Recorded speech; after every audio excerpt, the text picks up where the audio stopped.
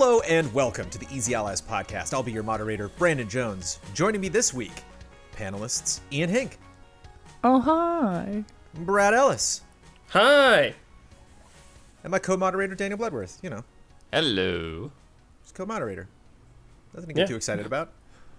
He's just a normal You guy. want to fight about it? Yeah. Distinguished guests, we are here to do some love and respect, baby. Woo! Yeah, there's no corrections because nobody's had time to correct us. No bets. We won't know until next year what we got wrong. No, nothing. Yeah, can we corrections from the love and respect episode? There's got to be at least a couple. I don't remember those. Don't give them ideas. We'll make sure of it. They can have whatever ideas they want, and I can ignore them if I feel like it. This is a special Love and Respect episode of the Easy Allies podcast. This was recorded last week. You are seeing it this week. Actually, Merry Christmas to everybody that is for early access members that is watching this on December 25th. For everyone else, Happy Holidays and Happy New Year coming up. We recorded this last week, so there's no news, there's no requests, there's no corrections, there's no bets. There will be a silver lining, though, right at the top here. From Francisco. Sebastian Deep Knight Bernard, one of the former lead devs on the game Dead Cells, has been building LDTK, the level design toolkit, all by himself for the past several months. He's been looking to make the process of making 2D games significantly easier and more accessible to everyone by making game creation almost as easy as using MS Paint. His project has been in beta, but is getting really close to a full release. Moreover, it's all completely free. Who knows if this will lead to someone accomplishing their dreams or making a future great game, but it's always cool to see the process of making video games more accessible to everyone. Cool. Thank you, Dude, Francisco, this for looks that. sick. Boom. Nice. Ian's checking it out right now, yeah. I'm stoked about Doesn't that this. sound Wow. neat? Yeah. That's a silver lining there. Ian, Yeah, no, this looks really cool. get to work. Okay? I love stuff like this. Get off your ass. Yeah, making quit being some lazy, games, okay? Ian. You don't have to tell me, man. I wanted to have an album done by now. Like, everything's falling apart, Jones. Haven't you written more music for Easy Update than, like, The Doors wrote? I definitely wrote more than 80 songs Yeah, that's... for Easy Update. That's a I lot. don't know if that's more than the Doors. They were only around for like 3.5 years, so that silver lining was at our $5 and above tier, and along with the rest of all of this love and respect stuff, this is our $5 tier on Patreon. We have a lot of submissions. I'm going to try to get through as many of them as possible. We never get through all the love and respect submissions that people give us. I'm sure people were saving them for this. I have put a lot in this doc. I will stop talking about it so we can get to them, but just want to let people know if we don't get to yours, it is not because we don't love and respect you, and we definitely appreciate your support on Patreon. Let's do it.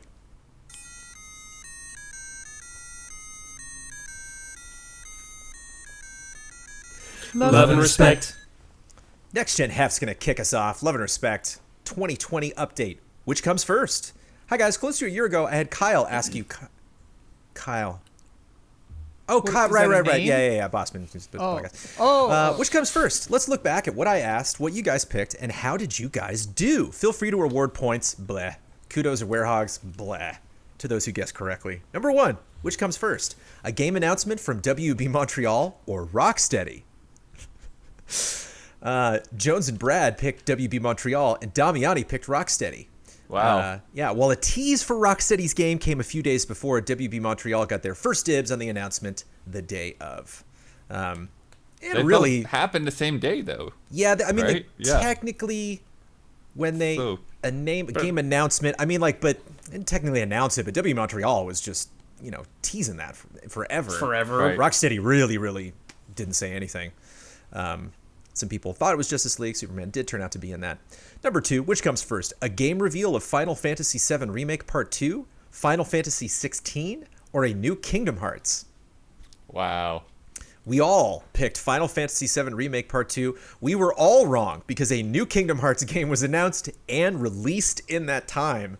And we got a gameplay trailer of Final Fantasy 16. Still no word yet on Remake Part 2, or even if it's called that. Yeah, what will that thing be called? Don't That'll know. be called like Requiem of Dissonance or something. This is a tricky one. Which one comes first? A game reveal of the next Witcher or Half-Life 3? This is tricky? It's not Half-Life 3, but we did get another Half-Life. And we are currently dealing with yeah. it That severely. doesn't We really didn't count. get either one. Yeah. Panel didn't picked the next count. Witcher. This one's still undecided.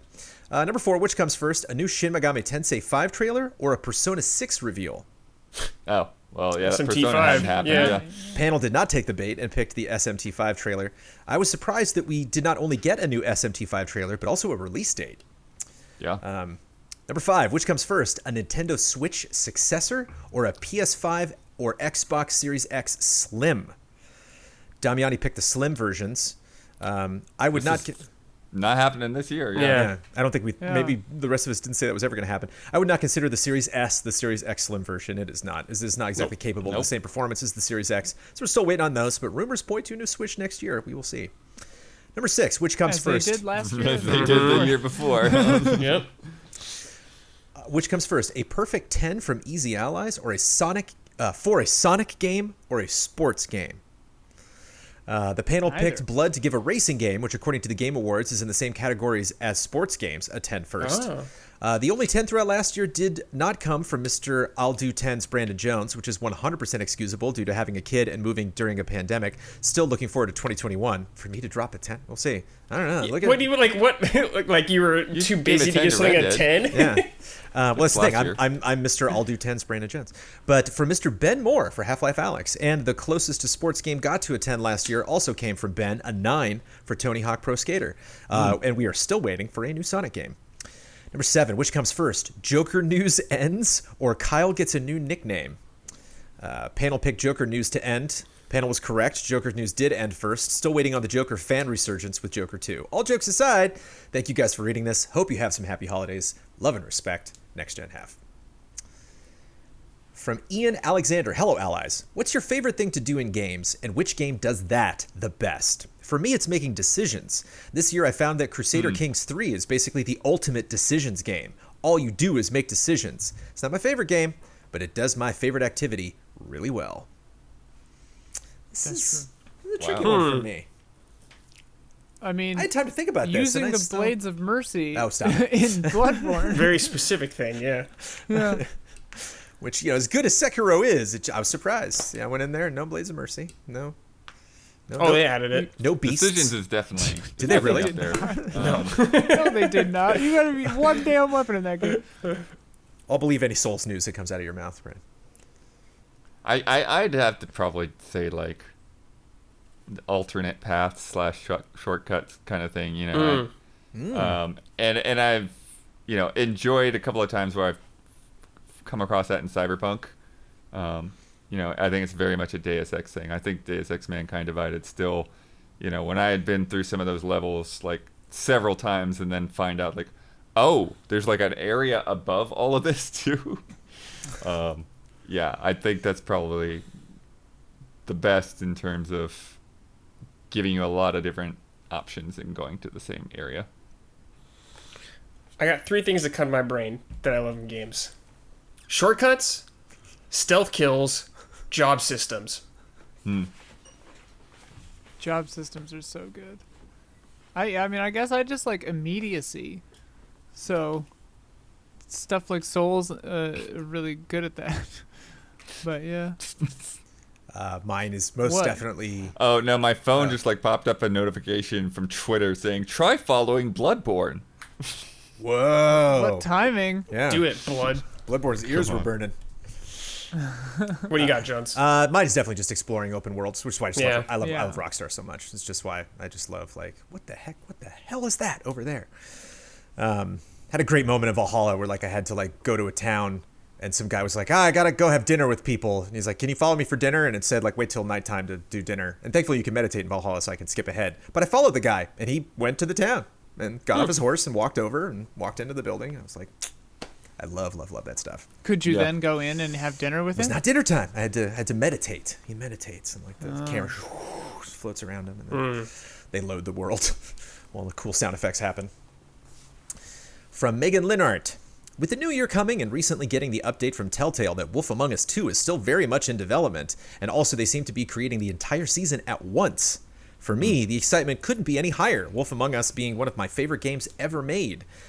I'm hoping everything goes well. Where do you guys sit on this currently? Do you guys have any predictions on what the game will look and play like and where Telltale Games will go from here?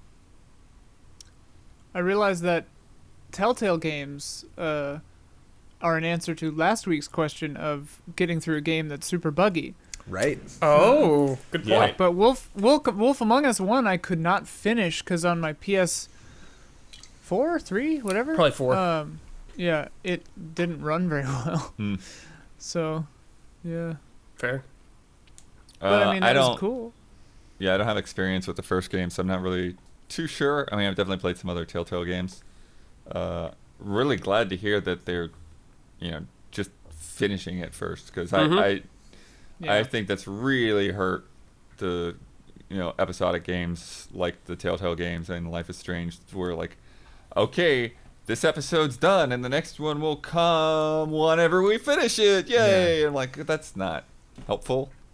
Like, I'm cool with a couple of weeks, but not like some of these things will take 5 months, 6 months sometimes. It's like Kentucky Road Zero probably has the Yeah. record on that one. Technically, they're acts, but right.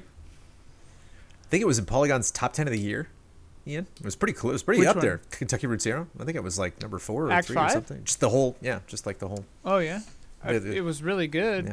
Yeah, some dedicated person holding on to that, being like, Right. hey, put this on the wall. We got to remember whenever they finish it, it Yeah. has to get the recognition. Has to get it. I didn't finish it either. I'm way behind on my Telltale. There were lots of stuff that I wanted to check out, but I'd be astonished if they didn't keep the same visual style or just like don't. You I can think it'll be very familiar. do funky stuff. Yeah. If this game works out well and you're happy about the license, then break the rules. But like just I mean, they're- don't rock the boat, man. Just get that Well, game out. they're using the new engine though, right? Because they hope for their sake they are. Yeah. But even if like no new gameplay mechanics were introduced or something, if it was just like a continuation, if I could just fans could pick up where they left off and keep going with those characters, and hopefully the whole cast comes back. Umair Zafar, hey Allies, what's the coolest you felt playing a video game? I remember during my senior trip in high school at day camp, they had a PS3 with MK9 set up. I had spent 200 hours playing that game, but had since stopped. I got in line, just thinking I'd play casually. Well, the person I was going up against said the magic words, "Hey man, watch out, I'm good at this game." I picked my main, Scorpion, and said nothing. I perfected him 2 rounds and followed up with a fatality. He asked for a salty run back. I picked Jade next. 1 perfect round and a fatality later, I put the controller down and said, "I'm pretty good too." I felt like a badass walking away from an explosion instead of a dork walking away from video games. I wanted to ask, have you ever felt like you just crushed someone or something in a video game and felt cool as hell? Love and respect, Umair Zafar. Oh. I don't know. I mean, I've told this before, but it's been a while. When I was in Japan with Chris Wen, back in the Game Trailers days, we were in an arcade in Japan, and Chris Wen was gonna play DDR, and then this local guy comes up and has like the water bottle, the stuff, and gets on there, and they go up to the same machine, and they like see each other. They kind of like acknowledged each other, and Chris let the other guy pick the song, and they both picked expert, whatever, some hard difficulty. And Chris just mopped the floor with this guy, and then the guy, as soon as it was done, he just gathered his stuff and left. That's the best And we part were of the both story. just like, we were all just like looking at each other Man. like, oh my god, that guy's you never gonna destroyed- dance again.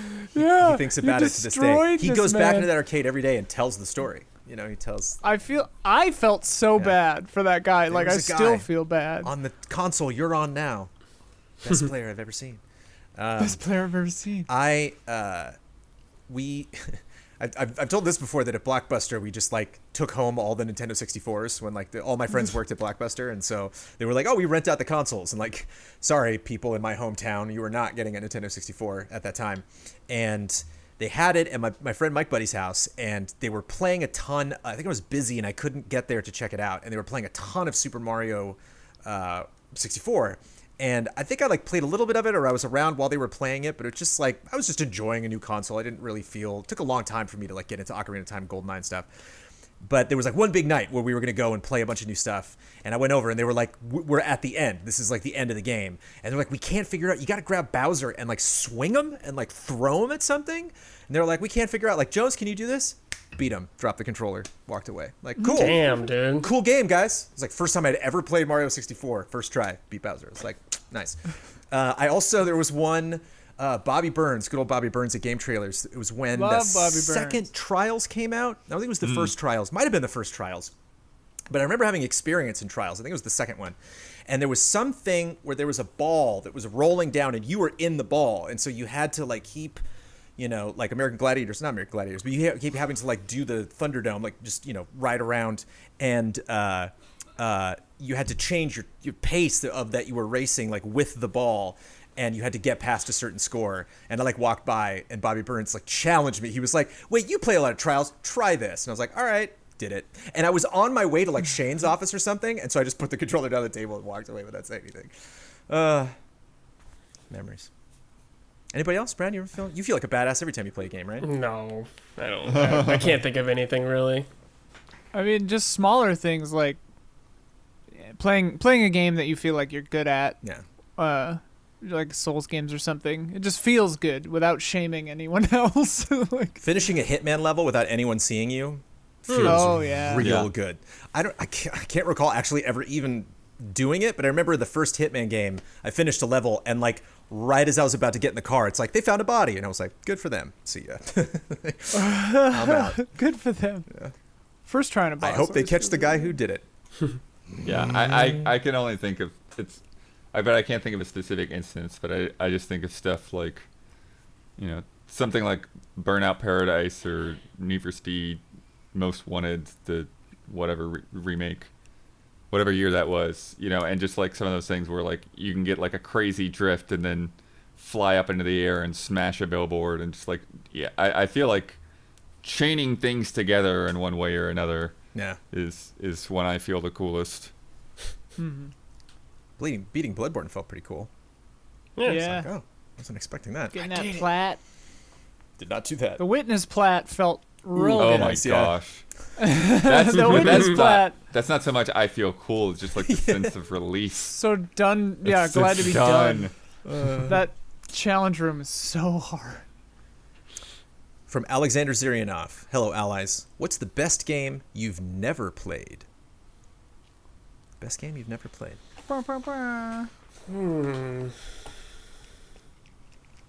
Mass Effect 2, probably for me. In terms of this something that feels- like I know I want to. That's a good one. And people Feels are like a always just trap. like,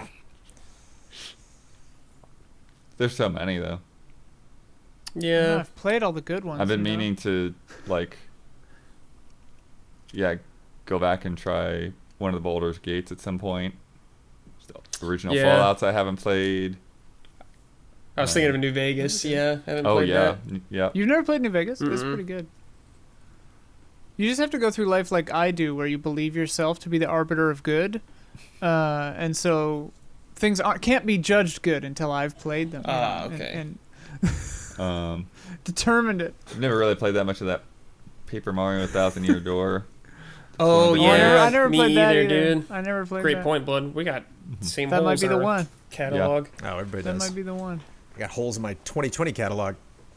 That Vagrant story. Yeah, there's a lot. Vagrant Wait, Story's you haven't great. played Vagrant Story? Not even. It's I set didn't in have a Italy's. PlayStation until several years later, Oh, so like I man. was just catching up on stuff like I need to Final revisit Fantasy that and game. Chrono Cross. Yeah. Oh, I haven't played any pre-Twilight Princess Zeldas, except for Link to the Past, kinda. Oh So that's yeah, a you bunch. gotta get to work, dude. That's a Like, bunch for me. There's yeah. just no way Vagrant Story is ever going to be remade or ported or anything. Like, I there's Seems liked just like that it. game, man. Seems I like liked it. Vagrant such a Story bummer. lot. It's just one of those games. Yeah. And it was right in the middle of a retro, and I was like, this is the worst time for me to fall in love with a game. Mm-hmm. I've never not had time to play games as much as retro time. From James Davey. Which game has the best nightlife? And do you think Ubisoft open world video games run together thanks to bland characterizations in many of their games, as well as maps being littered with markers and they contain more chore-like and dull missions than other non-Ubisoft games containing open world mechanics? Is that the same question? Wait, or what? two? Yeah, I heard Nightlife. Then you were just talking about Ubisoft mechanics, and I James Davey's having some problems with Checked Ubisoft out. games right now. Yeah. We can get to that in That's a second. nightlife. Just, I managed open world games or games that move the time of day. I mean, Cyberpunk looks great at night. That's Yeah. got a Yeah. vibe. there are so many good moments in OG Final Fantasy VII, like Golden Saucer, I guess kind of counts. It's like a casino, so it's always nighttime. Yeah, but the like market chapter, whatever it was in the remake, the where you cross dress. Night Mark? That Oh, part's- yeah. That part is great. Yeah. That was good. In both versions. Shout out to Red Dead going into a town at night, just the way that all that stuff lights up. Saint Denis. Because they do, Saint they just do Denis. darkness really well. Even like They playing do. Valhalla now when it's nighttime, it's like, yay, everything's blue. Like, it's like, just like when games, Yeah, a it's lot like, of games it's like day for "Oh, night. it's It's night. like, what are you It's doing? dark, yeah. Played Nobody Dragon's does Dogma. good day for Darkest night game anymore. ever. It's not like Dragon's Dogma, so dark. So dark. Too dark. So dark. Far too dark. Far too dark. Can't see anything. I remember Riddick was the first like super dark game I ever played, where it was just black. Dark Souls like, 2 the screen was just nothing on it. Dark Souls 2 has a cool, some decent dark mechanics in it. Trying to think. But you say nightlife. Yeah. New Stuff Vegas you can only has do at night. Yeah. New Vegas had some cool stuff. I remember that GoldenEye remake having like a club in it that was kind of cool Oh. scene, but Oh, like Hitman has a lot of cool like club stuff. yeah. Good casinos. True crime. Oh. Like the OG, What the the hell's LA that? True Crime? Yeah, Oh, they True had Crime True rules. Crime Streets of LA and then True Crime New York. Yeah. Is it Streets of New York still? But something like that, yeah. True Crime Streets of LA Oh, is still... Sleeping Dogs maybe. True Crime Streets of LA is still, Ian, one of the most like brutally honest LA maps, like almost to like a boring extent, where you're like on the 10 freeway and you're like, enough, like I get it, like, Spider-Man, especially, Miles Morales with the snow and everything, like, and all the Christmas lights that are out. And it doesn't do natural time of day, so once you like get Dude. into a nighttime phase, and after you beat the game, you can just tell it to be nighttime. I don't know. I didn't think of this. Yakuza games have like Oh, the craziest sure. nightlife. Oh, yeah. Yeah. There you go. That's the winner. There you That's go. the obvious winner. We'll end on that. We found it. Yeah. From Harrison Holt McHale. Hey, allies. Over on the EZA forums, we've been talking about our favorite games that didn't come out in 2020, but that we played for the first time. For me, one of my favorites was Resident Evil 7 Biohazard. It occurred to me that my favorite thing about that game was its movie night vibe. There are lots of high-intensity story moments followed by lulls that allowed for conversation between me and my partner about what had just happened, where we thought the story was going, what the mystery was, etc. In many ways, it was better than an actual movie. We didn't need to pause it when we wanted to have a conversation about what had just happened. The game naturally provided for that. And for me, that was an intrinsic to the great experience we had with the game. I would love to hear the allies share any similar experiences of the way games have either been better due to the way it meshed with you having played with a loved one, or even other suggestions of game with the movie night vibes. Love and respect, Harrison. Resident Evil Revelations 2, very similar. The second player, I know, Brad, if you're playing as the second player, Yeah, it's you don't boring. have quite as much fun. But Omar and I played through that, and I really loved it. But I was player 1, so who's to say? Army of Two, Brad? Movie night? I guess. Canon Lynch, movie night? Yeah, a lot of games could be more fun with someone else, I guess. Like WoW's Well, really fun. all the dark pictures and like Yeah. Until Dawn and stuff like that is like the best way to do those. Yeah. Yeah, It's like it's the way to as do a it. group. Yeah. Ian, my buddy Todd reached out and he's like, how much of Sea of Thieves have you played? And I was like, oh, did you get bit? And he's like, oh my God. Me and my roommates. Sea of Thieves is a good Me and one. my roommates, we Yeah, it's just fun. cannot stop playing that. But it's just a great, great conversation game. Just like if you can caught up with friends, it's like, Yeah. cool, let's just go play Sea of Thieves. No pressure. It doesn't matter The old chat room on the sea. what we do. Yeah. And to me, that's Jackbox, like such an easy thing to Sure. The movie Play- night vibes play in to little me spurts. implies, not a story thing though, but yeah, something you would watch as a story together. right. Like, yeah, and Until Dawn I think works pretty well with that. Mm-hmm. The Order My, 1886, maybe. I had a friend growing up who would always come and watch me play Silent Hill, which was great because I was too afraid to play it on my own. Mm. And my girlfriend watched me play through Amnesia Rebirth, and that was really fun too.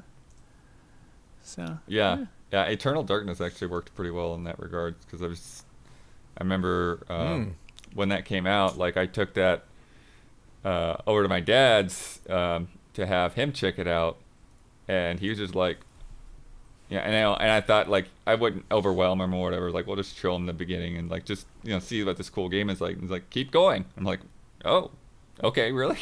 Nice. Yeah, I would watch my dad play Seventh Guest as a kid, and I loved that. A lot of Rockstar stuff probably isn't. Maybe I don't know if she's gonna listen to this episode. Technically, this goes up on Christmas, so I can still pass that. But thank you, Game Pass, because I can just download Call of the Sea and give that to Amanda and her dad because they played a lot of Seventh Guest and King Quest back in the day, and I was like, perfect. When that got good reviews, I was like, yes. Cthulhu Mist. Yeah. Yeah, I'm excited to finish it. And L.A. Noire, I bet, was probably kind of fits that because there's little starts and stops, chapter based, where you can you're like, okay, we solved that. That guy's in jail. Let's pick it up again later. Quantic Dream games, as crazy as they could get, they're pretty good to watch and see the decisions and all that. Yeah. From Mirko de Buell. Hello, allies. With the resurrection of the long-dormant Perfect Dark franchise, it's easy to start wishing for other franchises to make a comeback. A classic love and respect question. Yeah, classic I made question. a big list of video game Parasite Eve. series, some bad, some good. It's not on the Okay. list, unfortunately. Wait, is it? No. Made a list of video game series, some bad, some good, and it's up to the panel to decide whether to bring it back or let it rest. Love and respect from We Belgium. almost never let them Mirko. rest. Yeah. Yeah. Some of these I haven't even heard of. All right. Golden Axe. Oh, bring it back. Sure. Yeah. You could bring that back. After Streets of Rage, do it. Yeah. Klonoa. Ooh, bring it back. Yeah. Yeah, Klonoa. I don't have experience with them, so I don't really have an opinion. Sure, bring it back. Why not? That's Sure. the one we streamed, right? The Yeah. We should Like go horror with it. one? Really Yeah, liked it, I yeah. remember. I had it as a kid. I liked that game. Time Splitters.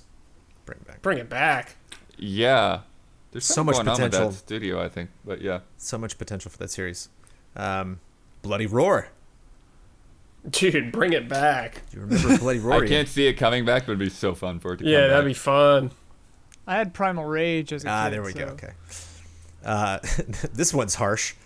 Splinter Cell. Anybody remember that series? What's that? Harsh, man. Harsh. Armored Core. Yes, bring it back. Here we go. Here's a test. Red Steel. Oh, I mean, that could be two of them? interesting. Yeah, they did too. yeah, They yeah. did make two. Yeah, And two 1 is and the 2 good are one. super Yeah. different from each other. And I then they had made fun For with one. Honor. But Vandenberg's is not He's gone. Ubisoft anymore, yeah. Yeah, he's gone. Oh, he left? Yeah, there was a whole... That guy made while ago. Red Steel? Yeah. Yeah. Whoa. Wait, is he He's- bad? That's his like life mission was to make good sword fighting, dude. It all makes sense now. Wow. I never put two and two together. We learn something every week in the Easy Alice podcast. Commandos. Oh, Huber would... For yeah. Huber, yeah, Oh, bring it yeah, back, but dude. Bring it back. We had I fun. played that as a kid. I thought they were doing something, but maybe it was just a remaster. Alone in the Dark. Bring it back. You could do that well. You could do it bring well. back. Or you embrace the OG thing like we were talking about last week with the PS1 graphic style. Not a You bad just- idea, You just actually. do it. Yeah. Have the Murder House people do it. Puppet. Yeah. What are they called? Even just Yeah, Alone in the Dark playing at a decent frame rate, I'd be more interested Yeah. in. Yeah. It was, like something would like come into the room and I'd be like, oh my God, what is that? And it's like, I'm like, okay, I'm not scared of it anymore. But when I first saw it, I was Pterodactyl? curious. What is Yeah. that? Animusha, another just right in the gut. Yeah, come Yeah. Come on, dude. Bring it back. on. The teases. And now for some very weird picks. Nightmare Creatures. Anybody Yeah. remember Nightmare I'm Creatures? down. I Yeah. remember it, but I never We played streamed it before Ryan Bloodborne really came liked- out. Yeah. I feel like Ryan really liked that game. Nightmare Creatures is creepy because it's got that like Silent Hill 1 draw distance. Yeah, so where you like can't there's see some shit. wacky stuff in that game and like you just run up to it. You know, it's like there's actually a lot of Bloodborne-ish like I'm behind the boxes, roar. So Mm-hmm. yeah, there's a lot of that stuff going on. And the Nightmare Creatures 2 had Didn't play it. some metal band or something that did the I remember that was like one Oh, of the okay. PS1 discs Oh, that like I'm also sure it played did. the soundtrack. Carmageddon. Come on. They just had that not that long ago. We got to let something rest. Yeah, I don't. Yeah, I don't have think no. we need I have it. no horse in that race. No horse. No car in that get. As much as I love Twisted Metal, I don't know if I would support a Twisted Metal coming back. I'd rather just play some of the older ones. Twisted Metal. It's I'd not on the easily list, but- go for it. But Carmageddon is just like running people over and Straight up, just just bring Twisted Metal 2. onto PS5. I think people would Just- rather smack a soccer ball with their car than shoot other cars. I Yeah, think. nowadays. I think car combat just kind of. I think we're maybe. done. It's like Rock Band. I think we're just. Just kinda put done. Sweet Tooth in Rocket League. Then everybody wins. Impossible creatures. I don't even know what that is. That sounds so familiar. I don't remember what it is. Is that Spore? Jazz Jackrabbit. Oh, come Never on. played it. That I have no idea. Yeah, Ow. that doesn't need to come back. It's All fine. right, let it rest. We finally got Stay there. dead, Jack. What's Impossible Or Creatures? Jazz. Let's write in his book or whatever. What's Impossible Creatures, man? You looking it up? I'm looking. It's a real-time strategy game released in 2003 by Relic Entertainment in conjunction with Microsoft Studios. Well, does it look cool or not? The cover looks ridiculous. It's got like a lobster with a tiger head. Bring it back. Bring it back. Oh man. We demand Impossible Creatures. It's like, Only on Game Pass. You can't actually Yeah. buy it. Yeah, and only until March. Yeah, only until March because it's celebration. celebration. That's It's right. a celebration. it's like, hello, Alice. We're gonna play a game called Bring It Back or Let It Rest. What I'm gonna need you to do is shout "Bring It Back" after every game that I mention. We love video games. Yeah. What could we say? I want to know which franchise fans you're gonna be mean to. Oh, Yeah, fuck Carmageddon. Oh! Everything else. Yeah. Jazz Jackrabbit. Blood Yeah, shunned blood it. poo-pooed on Jazz Jackrabbit, whatever that is. From Daniel Kozlowski. Hello, allies. Last year, 1 week after the Game Awards, I asked the panel, just who is Jeff Keighley? It was something that was on my mind after watching the Game Awards. This year, I have another question for you all after watching the 2020 awards. What exactly is Best Direction? It was pretty much the only award that I didn't fully understand Yeah. by the name. What does it mean when a game has good direction? What does it feel like when the direction is there and when it's not? I assumed this award has something to do with the game's director, but beyond that, I just don't know what that means. Happy holidays. Hope you can help me answer the question like last time. Love and respect, Dan K. That's a fair question. Well, it's. I was have a actually very talking about pretentious this- answer as a film major, but yeah. Well, yeah, as film, like coming from film school, like a director is the head of the creative, and like the producers are the head of like strategic scheduling, that kind of stuff. So like, I didn't read the article about crunch, but if it works like film, the director wouldn't be as in charge of that. Right. It'd be the producers to blame. Though on a lot of these games, they're the same person.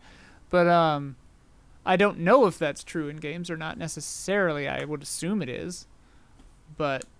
Yeah, on a film, the director oversees all the creative stuff, and then the producers try their best to make it happen. Kind of. That's the short version. Yeah, they're the kind of the gatekeeper for ideas, right? So, Mhm. Yeah. and then like literally like directing the actors. They're Yeah. in there as And well. you're the chief collaborator Yeah. on a good set. But yeah, I definitely agree that it feels like an odd category to have as sort of like an outsider. Like that feels like a category that fits more into like the GDC awards, you know, or like where you do break down like all the different disciplines.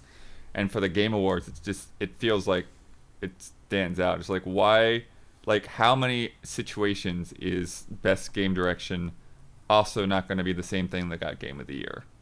Yeah. Like it Yeah, just- that's true. Yeah. It really feels like it's there just because it's in the Oscars and like they want to seem legitimate or something. Yeah. Yeah. But even the Oscars sometimes, like I remember when like Scorsese got it for Hello, Mark Wahlberg, Leo.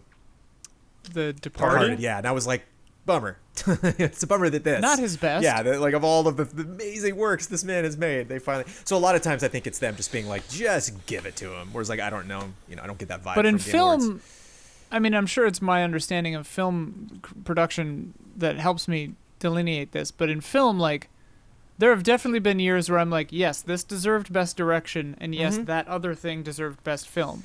Like, yeah. that was the best directed thing. That was not the best thing. Right. And I think in this case, like, crunch aside, if you are just looking at, like, cohesion of performance and creative vision. Vision is the word Yeah. Whether or not, The biggest thing I yeah, would whether use. or not you liked it, Right. like, Last of Us did have a definite, like, authorial voice, Right. like, I disagree with, I don't think the narrative was all that great, Right. but, like, it definitely had a voice, and it was well executed on that voice. Like Daniel, when you say like what games have them and what games don't, no shade to any games that I'm going to mention that I feel that don't have them, but like Assassin's Creed games. It's that, but Vikings. You're like, okay, great. It's like there's not a lot of creative leeway for them to be like, yeah, but just wait, what I'm gonna do, with this thing. A game that does have direction, Death Stranding. That is clearly God of War. a guy. Yeah, like even Spider-Man with Brian Intihar. Like, how many Spider-Man games have we played? But clearly, like, they had a very clear creative vision. Like, let's not do the origin story. Let's gear it towards this one specific villain. Let's, you see all these creative decisions. And that's how I felt when I was playing Last of Us. It's like once I was like 8 hours in and like you really started getting to Abby and I was like, oh, I see where this is going. Like, I see what the story they're trying to tell. Like, this was clearly somebody went into the room and wrote a thing on a piece of paper and stuck it on the wall. And they went, that is the game that we are making. And so when you play a game like that, that's like, okay, somebody is steering the ship. Something like Sea of Thieves, it's like, that's a fun pirate game. You don't really get that sense of like, oh, they, I didn't see the story going in this direction, or like, wow, they clearly have like a mantra that they followed. That's direction to me. Which is it's an interesting thing though, because like Sea of Thieves has a director, I think. Oh, they all do. Yeah, like, I'm just saying when you feel it, like when you're like. But I mean, does that preclude a non-narrative game ever winning? I was going to say, direction? I think people get hung up on narrative aspects about best director of games when really everything should be a part of it. Best writing. Yeah. Like, right. Well, I thought about, I was playing Valhalla, and I'm actually playing it. I'm doing a little capture of it as well, and I turned the music off, and like I'm really picking up a lot of the crazy like audio stuff, like people in the background, like like screaming sounds, where I'm like, that screaming sound effect that I've heard it 5,000 times, it just loops, and it's like, bummer. I bet a team like Valhalla is just like, we're not winning sound. It doesn't matter how good sound we do. We're not Call of Duty. We're not Last of Us. We're not these big kind of shocking experiences that like that's the stuff that's really gonna get recognized, I think, in that department. I forget what it was because it was a few weeks ago now. I saw somebody actually really criticizing the actual audio quality of Assassin's Creed Valhalla. Like it's really like it's compressed. Yeah. Like it's not good. There's just a lot of people talking in that world, and I listen with headphones as well. So a lot of times I'm like, what? Who said that? We've definitely seen a lot of games recently that have like interlaced video assets, like Family Feud and a couple other ones lately, where it's like, just poor compression can be a factor in these games. Yeah. I hope, Jones, to bounce back to something you just said about Valhalla and them saying we're not going to win sound, I really hope none of these companies are considering what awards they're going to win while they're making these games. Right. Like that is not the way to make a game, guys. Don't make a game be like, I'm gonna win a game award. I want to win this award. Like, no, you're not. I'm sure when Nintendo was making Animal Crossing New Horizons, they were like, award season, baby. But we're gonna win best multiplayer. But I think your Assassin's Creed example is a fairly good point, though, Brandon, because I think there's definitely a difference between something that feels like it's sort of made a little bit more by committee or made to like hit a certain audience or market, or and then you go to Death Stranding and it's like, like we're just gonna take a risk on this guy and do whatever the crap he wants. Yeah.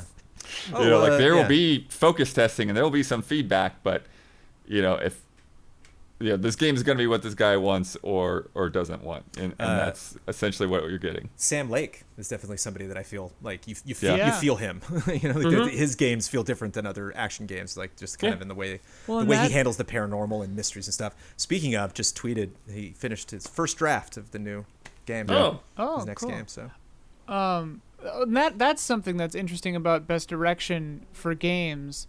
Because it seems to me that it either, like in the case of Last of Us, will just go to the game that's the most emotionally intense. Yeah.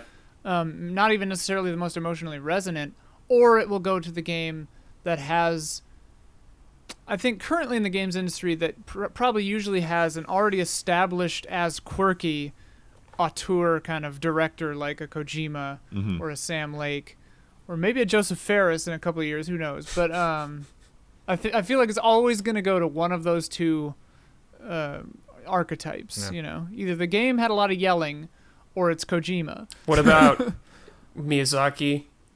I think Miyazaki would count as sure. the Kojima type. Mm-hmm. But I could see like even something, for if we want to talk about Suda, non-narrative stuff, God. I could see something like Suda. Mario Odyssey, or Breath of the Wild, being Yes. something as best direction, because it's like Breath of the Wild might have taken it. maybe Was it there yeah. that year?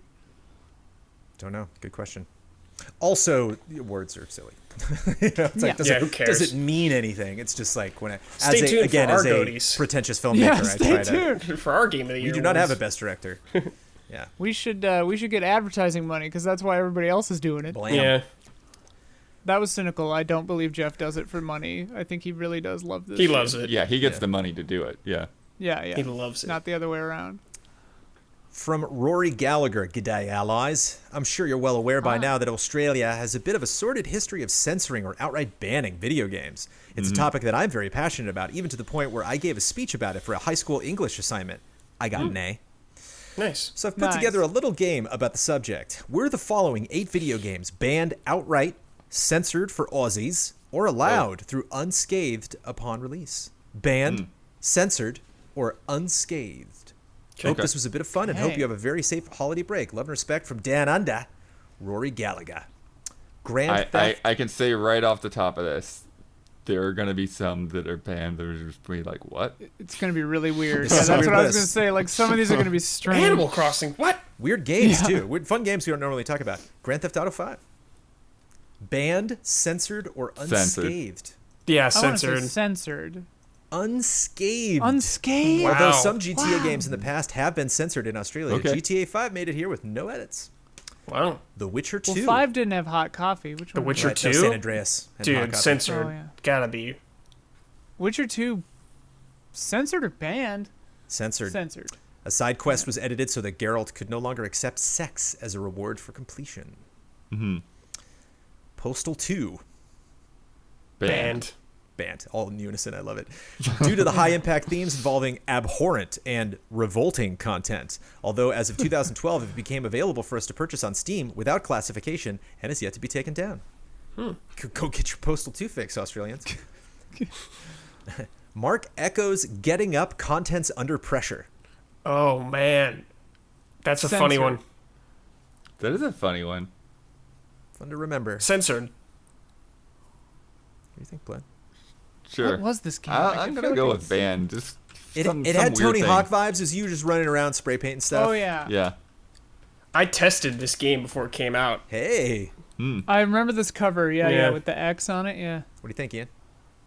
I think I wanted to say censored, but now I'm thinking banned. Banned. Banned. Although it was set to be released with an MA 15+ rating, Queensland's local government association got this decision overturned by arguing the game promotes and provides instruction for illegal graffiti.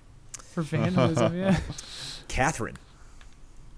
Ooh, censored. Censored, yeah. I don't think it's banned. Unscathed. Unscathed. Unscathed. No issues with this Yeah. one getting released in Australia. Okay. Hotline Miami 2. Banned. Ooh, that seems Banned. Because that of seems like a the ban, I that guess. trailer. Banned. Yeah, banned. Due to a scene that implied sexual assault. After Yeah. it was refused classification, developer Denaton Games suggested Australians just pirate the game if they were interested in it. It's good. It's good. I respect that. Yeah. Yeah, because remember they had that trailer where it seemed like it was depiction of like a sexual assault scene, and then in the game it turns out it was like they were filming a movie and it was pretend or whatever. But they got a lot of flack for that. Doom 2016. unscathed. Censored? I can't think of what they would. Blood. Hmm. Doom. Banned. Unscathed. Even Australians Yeah. are allowed to kill demons uncompromised. And finally, Left 4 Dead 2. Oh, Left man. 4 Dead Wasn't this Something like... got censored on there. Yeah, it was either censored or banned. I can't remember. I'm going to say just banned. Censored. Censored. Originally censored when it was released in 2009, all blood and gore were pretty much removed. Thankfully, in 2014, an official uncensored patch was released with the R18+ rating came into effect for video games in Australia. So as long as they Got it. rated it correctly. They didn't used to have an 18 rating. Yep. Huh. From G the Finger, the industry rewards crunch. Last of Us Part 2 won Game of the Year. Cyberpunk sold 8 million before it ever even launched. Red Dead Redemption 2 is the highest rated game of last generation. Yet Naughty Dog, CD Projekt Red, Rockstar, and more have been exposed for fostering an unhealthy work environment for their employees. But why would they care? Whistleblowers and damning articles seem to be muted in the roar of GOTY announcements or commendation trailers. A boilerplate press release with vague promises to do better seems to be all it takes for people, consumers, and press alike to turn the other cheek. The developers and artists who make our favorite things are hurting, and we are letting them know that we don't care. Vote with your wallet isn't happening. A cry of unionize becomes banal. Encouraging dev promises are swiftly abandoned. Is there a path forward, or is crunch an uncomfortable reality we've quietly decided to accept? Adoration and admiration. I just want to say, before I allow any of you to speak, I love those commendation trailers. Because that's us. Every now and then we sneak in one of those. So like, hey, let's not, obviously this is an important topic that we need to discuss, but let's not be too hasty. Let's allow them to have their commendation trailers. Yeah, I mean, it's a tough one, but it's a Love and Respect episode, so I figured we can get into it. Sure. I mean, it just comes down to, people reward products. Most people, don't have any idea how it's made. It's like, that's, like even among video games where it has so many like passionate fans, those of us that are online and discussing it were like maybe 250,000 of those sales. It's just like it's such a small number of people, and the difficult thing is that the product itself deserves it, and the work that those people have put in is excellent, and so the difficulty I always come to when it comes to talking about this subject is it's like I am trying to put myself into somebody else's shoes that I have no idea, what it's like to be in there as a worker or as a manager and all of the different pressures and stuff. And like, I feel like, well, I can point at those things and I can point at those reports and I can say, do better. Like the things that I do are next to nothing. It's like, it's gotta come. The change has got to come from within. It's got to come from the pressure of the workers and the companies to actually do these things. Because unless you get, something that's so mismanaged like Cyberpunk, when it comes out as a mess, for the most part, like people just aren't going to know, aren't going to care.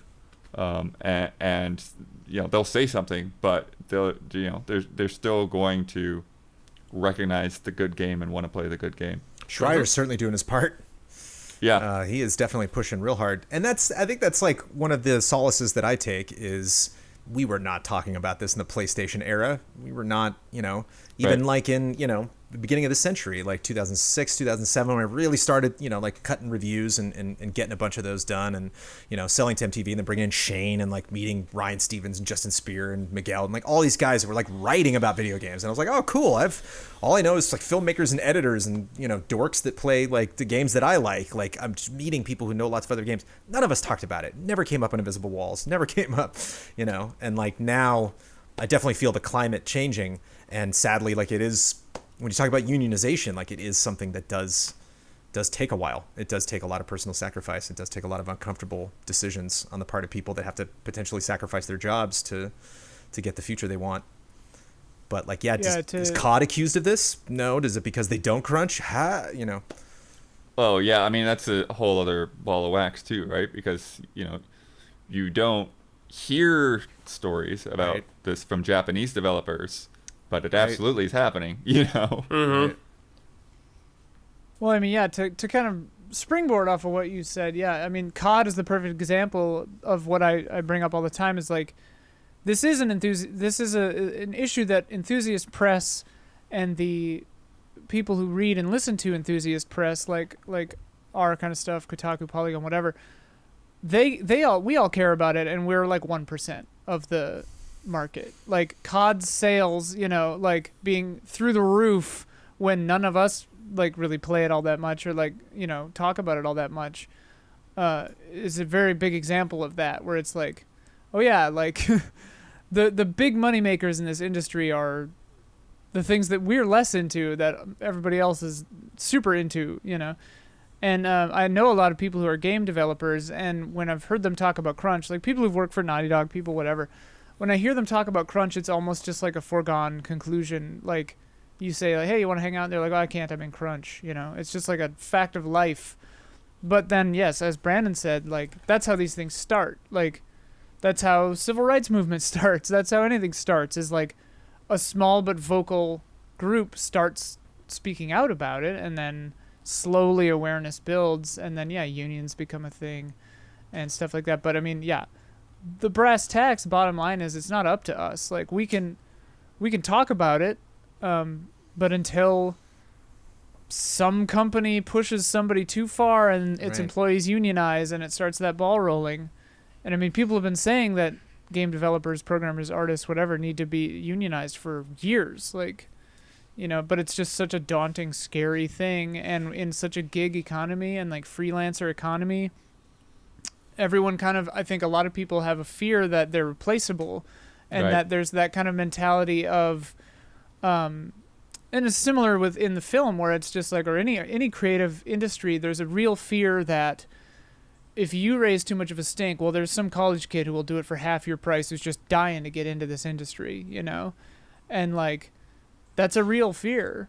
So it's just going to take something to break. Well, that we have to reach a tipping point somehow. It's an interesting conversation. I think the conversation shifted a little bit with Cyberpunk, because it's like the evidence is just in front of us. It's like a big car accident that we're all staring at. We're just like, there's no, the story's like, there. You didn't even crunch right. Like, what are you doing? You can see the problems that this had with the version that I did play to completion and very much enjoyed. You can still see the game wasn't ready. You can see the issues this is having with PlayStation. They've confessed to so many different things and talk about their work structure. But how many people are going to turn around and go right into developing DLC for this game? How many people are currently working on Witcher, which somebody messaged me and said it was coming out in 2029. They were like, oh yeah, they're like, oh, that's like way off. But I guess there is a concept, like it is in the extremely early stages of development. But we just talked about Telltale a little bit ago, and I wonder if something, you know, if you had that college kid, Ian, that's like potentially willing to do that, but then is like, yeah, but you're going to come here and work at Telltale, and it's like, what kind of Telltale are we talking about? Because I just heard nothing but nightmare stories about that company. I don't want to do that. So again, I wonder if you need, you sadly need these nightmare situations to happen more and more, so that they're exposed more, so that they, you know, these brands have a harder time. Well, yeah, I think that's really what it comes down to, is you need the people that are strong enough to lead the way, to create a competitive environment for the workers towards, like, you want to make a great video game, then like, you're not going to be able to do it with crunch, because they can get a job somewhere else where they're not going to be treated that way. You know, like, that's really what it comes down to, is just studios that, you know, have that vision and have that ability to solve this problem, really like stepping up and, you know, recruiting the top talent. That's kind of how we threaten Brad with bad reviews, is we're like, we'll get Huber to play this. We don't care, man. If you're not going to play this obscure PC title that's, you know, scoring really lonely. No. But it raises the question, though, that I always have to think, and I know it's not nearly this simple, but one thinks about Supergiant and what they put out recently, where it's like, no emails after 5 p.m. on Fridays, mandatory 20 days off a year, like no crunch, whatever, blah, blah, blah. And like, that looks great for them. But also, that speaks a lot to like the scale of their games, right, and the scale of their number of staff. And it's like, in theory, like if you looked at it as a math equation and took out a lot of variables about like the human life, you know, like you could say like, if Supergiant game is X big, and you need Y employees, you know, then Cyberpunk is, you know, X times 56 big, so you need Y times 56 employees, and then you could do the exact same amount of, you know, no crunch, you know, that kind of stuff. And I mean, one wonders if that is true, and if it would be possible financially to just hire more people, or what the answer would be. But maybe when you have more people, everything gets slower too. That's true. It's a compounding issue, probably. Yeah. We praised Supergiant recently, and actually somebody in the comments was like, yeah, you kind of have a point. It's hard to scale. It's hard to compare a Supergiant to a 20-person team to like a 5,000-person team. But at the same time, they're like, it is worth noting that, Greg and the crew at Supergiant has confessed. They're like, oh, on Bastion, we crunched the hell out of that thing. We did not have a safe work environment. Like, we've got a little bit better at it, but. Well, and that's the other thing too, is like, life advice from me to you: if any boss of yours ever says the words startup mentality, fucking quit. Yeah, get out of there. Quit immediately. Do not take that job. If they say that in the interview, walk out. Don't fucking take that job, and report that person to someone, because they're a fucking monster. But because that means that they're going to exploit you for their startup to succeed, by and large. And like, I think that is a danger with smaller game companies and companies like ours, where it's like, you can work yourself to death because it's your thing and there's nobody else there to do it, and because you're passionate about it, you can forget to live, Mm-hmm. you know? So there's definitely the flip there is side that weird coin. side of the coin where I'm always split on this subject, because, like any kind of production, anything like that, there is definitely a lot of hours, a lot of overtime that will go into something to try to get something really worthwhile done. Yeah. And there is a level of that I think gets thrown under the bus unfairly, that I think that there is value in really like putting a lot of hard work and effort into something. But I think the problem is, that we've seen with a lot of stories that Schreier has uncovered, and in situations where it's just like, there's no break. There's just, Right. This isn't something that we do for a weekend or for 2 weeks, with us with E3, like that is, some people would define E3 as crunch for the entire industry. And there's different levels of it. Whereas some of these people is like, well, they just move from crunch to crunch to crunch to crunch to crunch, and they just never stop crunching. And that's where the real unhealthy issue is, because, like with us, it's like, okay, we got through E3 and bye, we're going to bed for like 4 days, Right. And a lot of people don't even get that option. Well, and I think that we mentioned Japan earlier, and I think Japan and America specifically both have similar problems. I can't speak for Poland about this necessarily, but there are larger systemic problems in play about just like work ethic and like societal pressures of like what it means to be a good employee. And like, America is not great about that. Like, our work to life ratio is pretty poor compared to a lot of other countries. Yeah, Europe and I gets know a lot Japan more is vacation days by default. Yeah. right, and Japan I know is just about as bad as us, if not worse sometimes. And like, that's a whole other thing that plays into this as well, I think, is that the pressure, not just within the company, but within your own like society, is there, definitely there. And we'll do our part by bringing it up occasionally on Love and Respect. Yep. And saying or similar making fun things. of CD Projekt Red when they fall on their face. Dustin McNabb, hello allies. A few months ago, my wife was applying for a job at a senior citizen center, and I dropped her off for the interview. While I was waiting, I saw that they still have a Wii in their game room. It reminded me, there's still a market for games like Wii Sports, and the Switch doesn't have much to fill that niche. If you were advising Nintendo, how would you suggest they cater to that market? Love and respect, Dustin. Remember, it's foolish to advise Nintendo because they're laughing all the way to the bank, but let's play along. And they don't really listen. Right. Ring Fit Adventure is still doing phenomenally well. But not great for the elderly market. Right. Yeah, wasn't like 1-2 Switch kind of like that? I guess something Kinda. Kind of similar. an attempt. It's too confusing. Yeah. Like, you can't just golf or bowl. I mean, we did just get Family Feud. There weren't as so- many FMVs in Wii Sports. Feud. That was definitely a different thing. Yeah. All these weird people.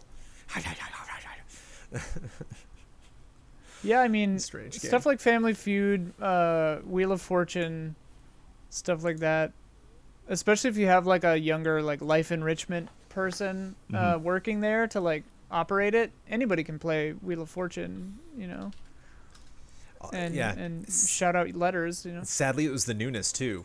It's like it's kind of like Guitar Hero. It's like part of the excitement was I've never done this before, and then when you do it, You're like, You're like, okay. Even Right. even Wii Sports Resort, going back to bowling, like my brother was like, we're doing it. And like we did it one night, but like we didn't. Yeah. Wasn't like, thank goodness. New bowling lanes. Right. Wasn't a lot left to do. But funny you should mention that.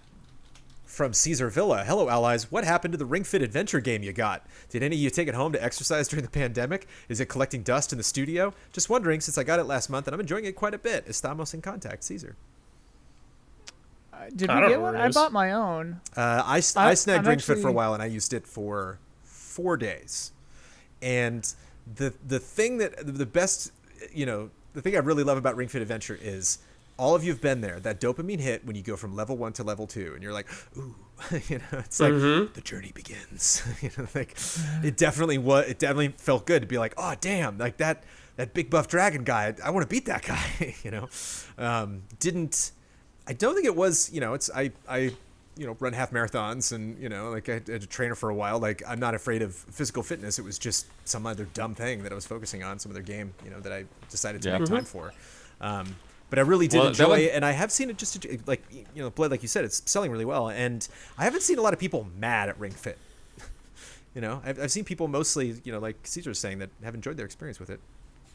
Yeah. Yeah, that one's confusing for me because I'm like, did Nintendo send one or not? I don't even remember. I think they do did. remember. That's the one I stole. I didn't remember pay for it. I grabbed the work copy. we- however we got it. we grabbed one from Target like as soon as it was available Oh. on the company card. So that's why I'm questioning. But yeah, I definitely have it sitting over here because I brought it home to see if it was something my wife would be into, and she checked it out, but we, not really follow up on it. It's harder in an apartment too, because Yeah, then it's like that's you have to My modify thing. some of the things, and it doesn't quite do as much.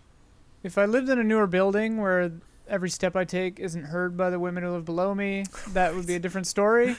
I definitely want to. I need to exercise. Like, I don't, and I need to. Bought that smartwatch so I could try to track my fitness, and this might become part of it. But The thing about fitness is you got to find something you enjoy. If you're like, I'm going to make a commitment to fitness, and then you see a recommendation of an exercise or something and you try it and you're like, that sucks, don't do it anymore. If you the problem is, Brandon, I hate all of it because Right. I'm in that point where I haven't done any exercise for so long Sure. that any exercise makes me feel like hot ass. But it doesn't. Or But like- it doesn't even have to be like a super strenuous exercise. Just move. Just do the baby steps. Just really, really slow Yeah. something to where you get into a point where you're like, I enjoyed that. Like if Brad, you and I both were with we both endured German efficiency, and like there was no forgiveness there. Like he definitely pushed us. But I think that's the biggest thing that I hear from nutritionists and I hear from trainers and people that exercise a lot is they're like, I just wish people would do a small thing so that they could see not necessarily a gain but an enjoyment. They're just like if somebody has a weight issue, they're like, I just went outside, I just went out and walked down to the end of the block and back, Yeah. and like that felt good. I think making something a routine is really a big part of Right. it. If it feels like it's a routine for And you after a while, that's I think You one have of the to most do it, attractive though, for a things while. about Ring Fit. Yeah, is it gives you that routine and Don't start Ring Fit on the extreme difficulty though. Like No, we don't. all Yeah, did that on was stream. a bad It was idea. awful. Don't do that. And I did that at home. yeah. And it was too intense. you got nothing to prove. Yeah. Ease yourself I had a in. personal. Sophia and I were going to a trainer before COVID. I think we actually have like 2 sessions left or something. Nice. First time I threw up. Oh, damn.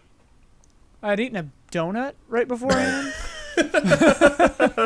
Yeah, Ring Great- Fit is great definitely a gamer trap when it comes to difficulty settings. Yeah, do not Yeah, go for don't- hard. Go I for easy. For Ian, I barfed when I was surfing one time. I got caught in an undertow, and like I was just 5 feet from the beach and just couldn't get there. I was like, come on! no. And then like I finally That's how made it. they It was get like, you. I made it! Bah, surfing's awesome! dude, that's just treacherous, No, I had man. a The bad day ocean that cannot day. be trusted. Yeah. Ocean is scary. It can be very scary. From Happy Gaming, hey there, allies. Recently, I purchased a reproduction cartridge for Terranigma on Super Nintendo because it was never released in the United States officially. This, like many other games, came out in Japan and did well. However, for whatever reason, it was never officially released in the US. Isn't it weird, though, that we rarely hear of the games that deal with the opposite problem, having been released in the US or Europe, but never Japan? Below I've listed a series of games next to others that have been released worldwide. It's up to the panel to pick the correct answer, the game that was never released officially in Japan. To clarify as well, just because it wasn't officially released in Japan doesn't mean it cannot be imported, purchased on Steam in English, or Right. played by other means. There's just never been an official Japanese release of these titles. Hope you enjoy. Love and respect, Brian from Happy Gaming. Okay.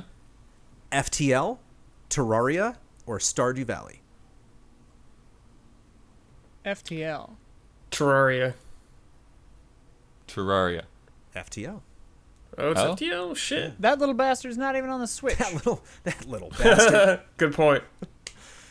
God, Damiani loves that game. He loves it. Yep. Yeah, the other two are on the Switch. It's not yeah, fair. Definitely. Ratchet and Clank, Up Your Arsenal, Sly Cooper 3, Among Thieves, or Jack 2? Jack 2? I wanna Jack 2. say Ratchet and Clank. You're all wrong. Sly Cooper 3, Among Thieves. Oh. I don't know if that was Wow. a Sly Cooper thing. If Sly Cooper just interesting, I don't know. such a Might have been late. such a PlayStation favorite. the Interesting. PS2. Yeah, Man, who makes that? Sucker Punch. Sucker Punch and Sony. a little Yeah. furry character PlayStation game. Not in Yeah. Japan. Yeah. Star Wars Jedi Academy, Beyond Good and Evil, or Fable: The Lost Chapters. Fable. Beyond Good and Evil? I want to say Beyond Good and Evil. Beyond Good and Evil. No way is it Star Wars. No way is it Star Yeah, Wars. there's no way. But Star Wars would not stand Yeah. for that. Fable: The Lost Chapters was a fun pick too. Not just saying the original Fable. Full Throttle, The Secret of Monkey Island, or Grim Fandango. Ooh. Wow. No idea. I'm just gonna say Full Throttle. I feel like it might be Grim Fandango. I'll go with Grim Fandango. Full Throttle, Brad. Good pick. Full Yeah. Throttle. I would say the least popular of the three, so maybe that was why. Full Throttle's pretty sweet. It's That's super the one dope. I thought it was. I thought it was the least popular one. Yeah, man. Maniac Mansion, they're all good. But not good for Japanese players. Call of Duty Ghosts, Halo 3, or Half-Life 2? Ooh, Whoa. man, I don't know. Half-Life 2. Yeah, I'll say Half-Life. Yeah, Half-Life 2 is my Half-Life guess. 2? Brutal. Yeah. I wonder if Orange Box That's came out crazy. in Japan. Of what? So I wonder if The Orange Orange Box Box? came out in Orange Japan, so I wonder I if don't that know. kind of snuck Man, it in there. the but I guess Orange just- Box. Oh, What yeah. a deal. I could see Portal doing Jeez. well in Japan. Yeah. Batman Arkham Origins, Marvel's Spider-Man, or Injustice 2? Fairly recent game. Surprised one of these didn't make This it. is a hard yeah. one. I'm Injustice? gonna say Arkham Origins. I don't think it can't be Spider-Man. Yeah, I'll say Injustice 2. Probably not. Injustice 2. Wow, really? Yeah, violence thing? I don't know. Brand thing? I don't know. The Elder Scrolls 3 Morrowind, The Elder Scrolls 4 Oblivion, or The Elder Scrolls 5 Skyrim? They 3? definitely got Skyrim. 3? Morrowind? It's got to be Morrowind. Or Oblivion. Morrowind's Oblivion, the I would oldest. Morrowind think, is- was on the Xbox. Morrowind is the oldest. Morrowind. I Yeah. love Morrowind. Yeah, I love Morrowind too. I got it on PC and was like, yeah, I don't have time to play this. This is really great, but doesn't guide you as much as some of the other games do. So Dude, I wonder if does it have like a cool new graphical mod? Oh, that I'm looks sure. amazing. I'm Like, sure there's so many mods for that game. And finally, Guitar Hero 2, I used to make 'em. Guitar Hero Warriors of Rock, or Guitar Hero Metallica. Metallica, I would say, Metallica? for like licensing some shit. Licensing I I'd don't say know. Nightmares? Metallica, yeah. Yeah. None of them. Oh, None of wow, them? really? Trick question! Yay! And I believe Guitar Freaks was a Japanese game, the original arcade. Yeah, that's Konami. Yeah, so interesting. Hmm. Yeah. That is funny though, because I remember when we were in Japan, there were a lot of machines that had like the Guitar Hero kind of thing going Mm-hmm. on, Yeah. to like other extents too, like bongos and all and like a table flipping one that I loved. So you would think that they would all do really well over there. Wish I had Huber on hand for this one, but this is good. Again, tough subject. Hits close to home. From Carl Williams. Has the time come, finally, that we must stop overhyping some games? It sure did not take long for the honeymoon period between consumers and Cyberpunk 2077 to come to an end. A game that was overhyped for God knows how long. 8.5 years. 7 years. Yeah. 7 years. How long? Or 7.5. Now, for how no? God knows how long, carries a boatload of baggage, crunch, questionable societal stances, no initial warnings of scenes that induce epileptic seizures, shoddy game quality for players who still own a PS4 or Xbox One, manipulating review copy distribution to ensure a score of 90 or higher on Metacritic and OpenCritic. I'm sure I'm forgetting some other stuff, but you get the point. Now, I'm not trying to gloat by saying I was never all that impressed, let alone interested with Cyberpunk to begin with, but boy, it feels good that I never drank the Cyberpunk Kool-Aid like almost everyone else. I will admit that I found the praise this game was receiving prior to release a tad bit annoying. It was as if I could put it, the game was being treated as the second coming. That, to me at least, is overhyping the game. I'm way past the point of overhyping video games. Do you feel I'm going overboard with my assessment, or do you agree that maybe we should really pump the brakes on the amount of hype a game receives before it releases? What's funny to me at this, well, first of all, people who own a PS5 and Xbox Series X still own a PS4 and Xbox One most likely, unless they traded it in. You know, it's like. But anyway, sorry, Blake. Sure. But no, like they said, they used the term honeymoon period early in there, right? I feel like Cyberpunk is on an anti-honeymoon period. Sure. Like, I don't know that it had a honeymoon period. They didn't have a wedding. Yeah. So Cyberpunk right Left now at the is like altar. it's like a romance where it's like a business trip you have to go on with the person that you hate from your office, and then by the end, like 2 months later, they're in love. It's a rom-com? right. Yeah, That's what I'm thinking. But like right now, they hate each other. In a year, everyone's going to Right. be talking about how great Cyberpunk is. Right. It's when it No Yeah. Man's Skies. And everything. Yeah. You check Metacritic. One of the reviews just like, I'm getting a Sandra Bullock, Hugh Grant kind of vibe from this. Yeah. I don't know why.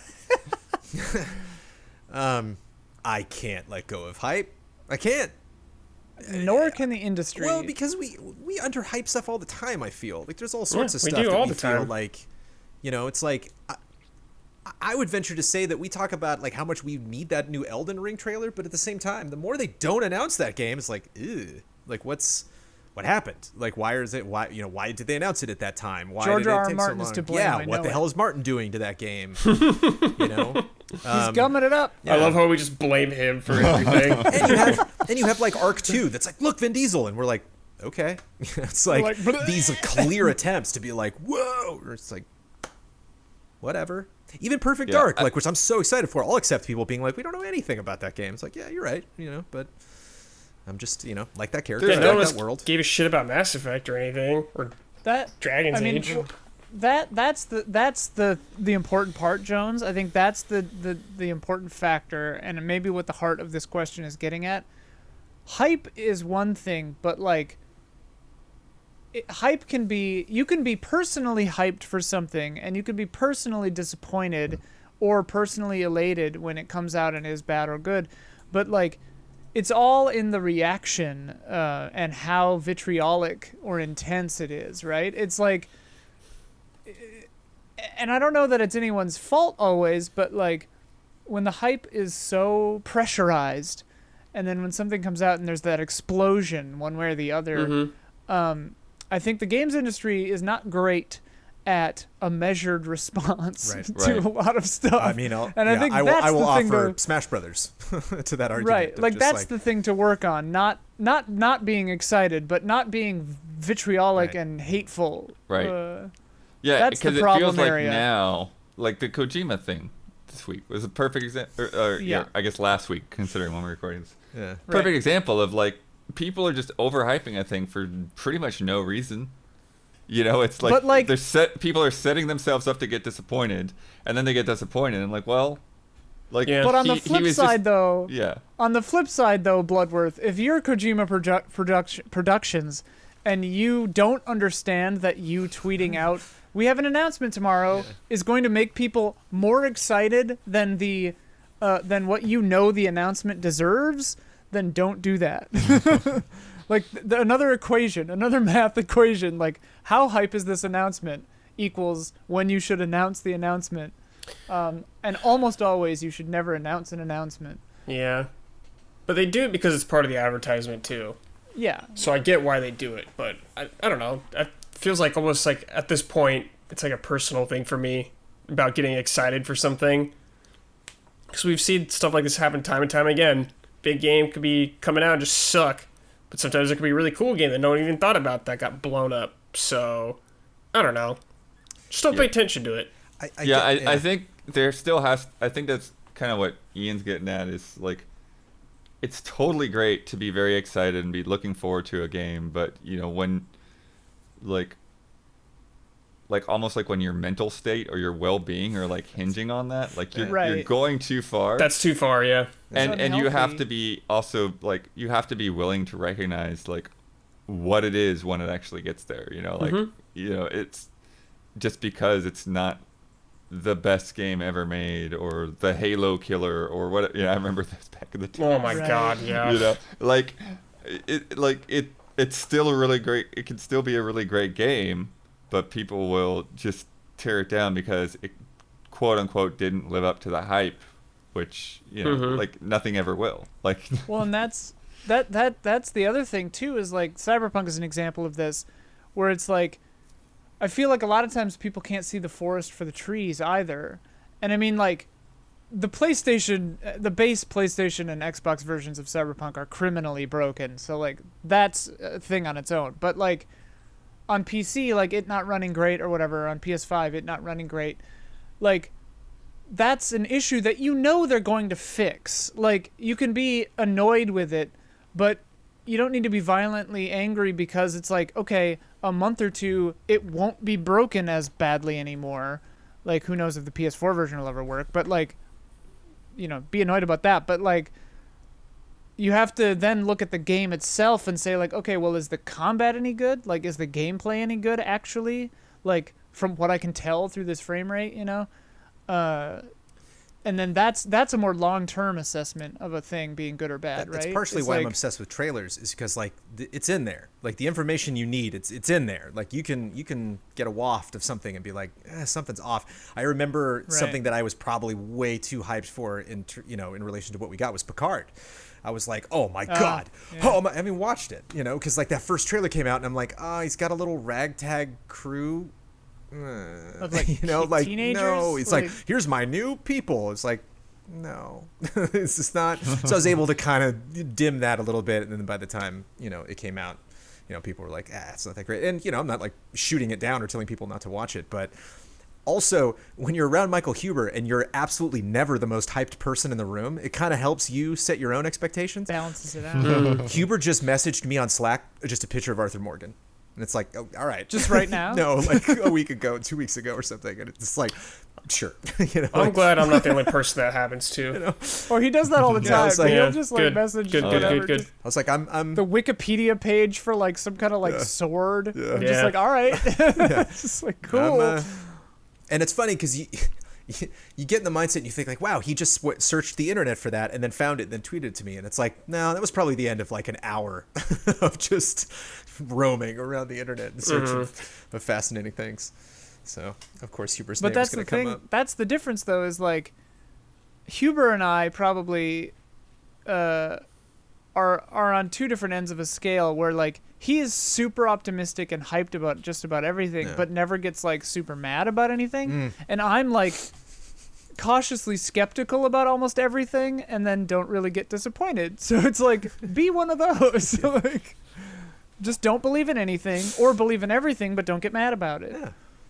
It's that simple. It's that simple.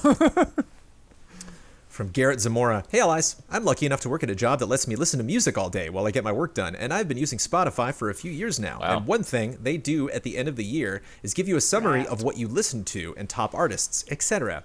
When I am not listening to Easy A podcasts, which Spotify told me I listened to around 240 hours worth, I'm also listening to music, a lot of which are game soundtracks. So I have a fun little game for the panel today. Below are songs picked from my top songs of 2020 list, and it's up to the Allies to name the game the song is from. There may be instances where the song title could be in more than one game, but I will share the ones that I have been listening to. I'll provide some multiple choice options, but an ally can shout out if they know it before hearing them, and I'll start you guys off with a couple softballs. Enjoy. Much love and respect from Canada, Garrett Zamora, aka GBZMR in chat. This was number 2, but this is the biggest softball I've ever seen in my entire life. I'm not even going to give you multiple choices for this. Devil Trigger. Oh, come on. It's a DMC5. Animal Crossing. All right. Let's see if you need multiple choice for this. BFG Division. Doom. Yeah, it's Doom Eternal. 2016 specifically, but Yeah. yeah. Yeah, Wolfenstein, DFG Youngblood, division. and Rage 2 were his other options, but and the rest of these are nice and spicy. Call the Cops. Is that from Final Fight, River City Girls, or Streets of Rage 4? Streets of Rage. 4? Yes, that's what I'm thinking. Indeedy do. Streets of Rage 4. Task Force Neuron. Is that Astral Chain, Cyberpunk 2077, or Deus Ex Human Revolution? Ooh, it could be any of those. Astral Chain. Yeah, I'll say Astral Chain 2. Haven't played it. No idea. Anime wins, baby. Astral Anime Chain. wins. Always bet on anime. It Life. was actually too weird for the other two. True. Yeah, I was like, that last word, definitely, yeah. Life will change. Persona 5, Shin Megami Tensei 5, or Gears 5? That's Persona 5. Yeah, it's Persona. Pretty sure. It is. Yeah. That was confident, Blood. Were you confident in the Yeah. with the multiple It's choice? the or did main you- song. I don't know that. Flash in the Dark. Is that Mega Man X2, Mega Man Legends, or Mega Man 9? Flash in the dark. Flash in the Dark. Ha, Mega Man Bloodworth. 9. Ha. I'm gonna say Legends. Pick What the was- other one, Blood, then someone will be right. Yeah, sure. Mega Man X2, right? Was the first one? Ian Hink is right. Mega Man 9. World Revolution. Is that from Final Fantasy VI, Chrono Trigger, or Secret of Mana? World Revolution? Mana, right? It's Mana. Didn't we? Yeah, I they was said gonna say Mana. it's Mana, yeah. Secret of Mana. FF6, Chrono Trigger, Secret of Mana. World Revolution. Yeah, I'm gonna go with Mana. Yeah. Chrono Trigger. Brad. Woo! Oh, really? Yeah. Which song Oh. is that? At least I knew don't it know wasn't what song it FF6. World Revolution. Go look it up. I will. Dust That's a weird one. to Dust. Final Fantasy 13, The Last Remnant, or Resonance of Fate. Dust to Dust. Dust to Sounds Dust. like either Final Fantasy or Remnant. I'll go with Resonance of Fate. Final Fantasy 13, Whee! Dust to Dust. Hail the Goddess. The Ancient City. Is that from Nier Automata, Bayonetta, or Final Fantasy 12? That Nier sounds like Automata. Say Nier. Nier Automata. Totally Nier Automata. I like saying Nier Automata, Yeah. Bayonetta. They Who Govern Reason. Oh. Love okay. that title. Bravely Default, Octopath Traveler, or I Am Setsuna. I am Octopath? I don't know. Octopath does I have no better idea who music, this probably. one is. Octopath Traveler. Octopath, yeah. That's the last one. If you go back, it's worth noting that you could kind of guess what these are based on like the game he's probably listening to. You know, it's like I think of Bravely Default, Octopath Traveler, and I Am Setsuna. Octopath is probably the soundtrack he's listening Probably to. the one you're listening He's to. not- yeah. I would say maybe not digging into the I Am Setsuna too much, but I heard. Didn't you I say was- piano was heavy in that? That's- one? Yeah, piano, yeah. yeah. It's like Yeah. all piano. I like that That's good soundtrack. stuff. Nothing wrong with it. I was hoping for some Jessica Curry in there, It's and I just could have a- been like, "That's Dear Esther." You hear that, Garrett? Get on that Jessica Curry action. Parasite Paladin. For all those older consoles you now have in storage, do you remember what was the last game you had in them? And did you play them Ooh. before putting them away and have one last hurrah? What's the- Definitely no on that. do you last remember part. any of the last games you played on old consoles? I think on my NES, I played Zelda 2, I think was the last game I played on it. Because I Why do busted you out like remember 15 years ago or something. Yeah, I mean, there's pretty much. No, I've gone back to things so many times for various reasons. Yeah. I mean, I can say I've got Chrono Trigger sitting in my Super Nintendo right now, but You know what was fun? I was moving, and I do have a box of Super Nintendo cartridges, but I had another random box of random stuff that was in drawers. What did I find? Here he goes. What did I find in that drawer? I'm so proud. Super Star Wars, baby. Oh, man. Oh, yeah. look at that. Good condition. too. yeah, I've got one of those too. Yeah, pretty super. Oh, well, thanks, Blood. Nothing Great special. I got one too, actually. Well, I might have I one threw that's it got away like the 'cause I didn't player's even want choice, whatever junk all over it. Oh, yeah. Because I had to Yeah. rebuy all my Super Nintendo stuff because it got stolen when I moved to California. Damn. Brutal. Damn.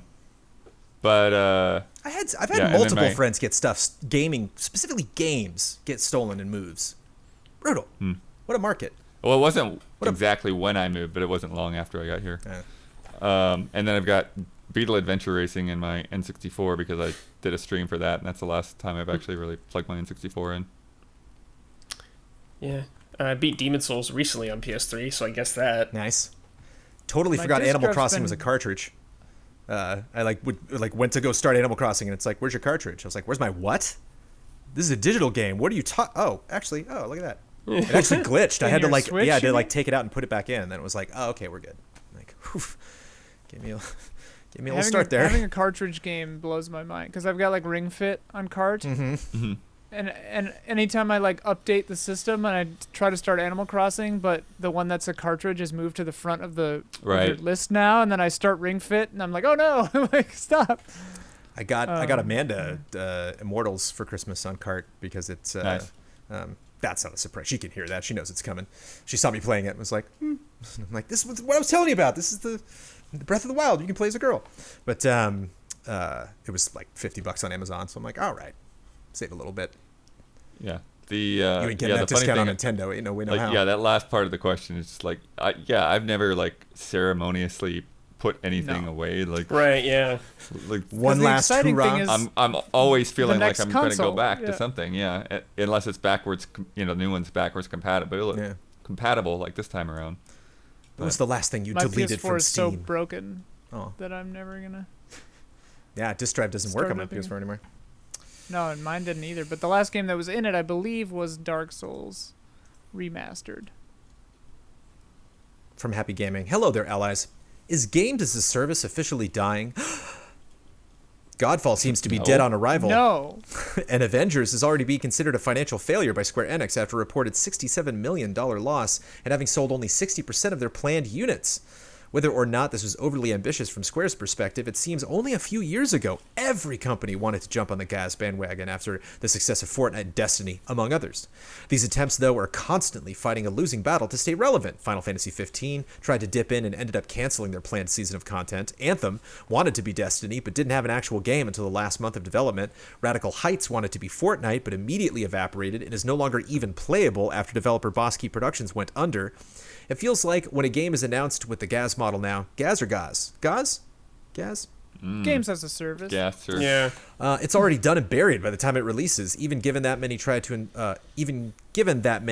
inspire hope with extended open betas and early access, should developers back away from this seemingly lucrative model? Is it enough to just make good games where we can play a single player or multiplayer before being done to pick up something else? I feel like if studios continue on the trend, they'll go bankrupt trying to get rich in the next big thing in a bubble that already burst 3 years ago. Love and respect, Brian from Happy Gaming.